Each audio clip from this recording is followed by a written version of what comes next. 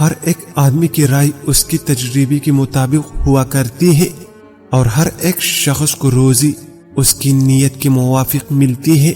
دوبارہ نیکی کرنا پہلی بار نیکی کرنے سے کہیں زیادہ افضل ترین ہے۔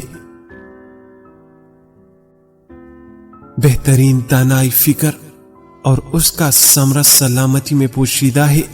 حکمت و عقل مندی کا ثمرہ کامیابی اور قناعت کا ثمرہ عزت و ابرو ہے۔ ہلاک کرنے والی چیز کی پیچھے پڑنا حماقت کا نشان ہے۔ آدمی کی رائے اس کی عقل کا ترازو ہوتی ہے۔ بہترین دولت مندی وہ ہے جس سے عزت ابرو میں کمی واقع نہ آئے بلکہ عزت میں خاطر خواہ اضافہ ہو۔ میرے نزدیک بوڑھی کی رائے جوان کی قوت اور زور سے زیادہ اچھی ہے۔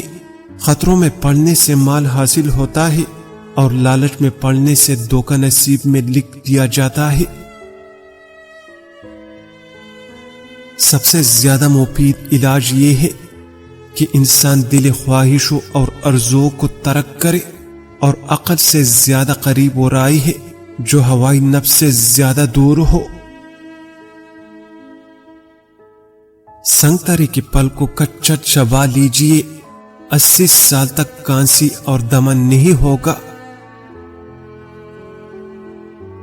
جس کے پاس سب کچھ ہے وہ اسے چھپاتا ہے، اور جس کے پاس کچھ نہیں وہ شور مچاتا ہے۔ اسرار کا چھپانا ابرار کا کام ہے۔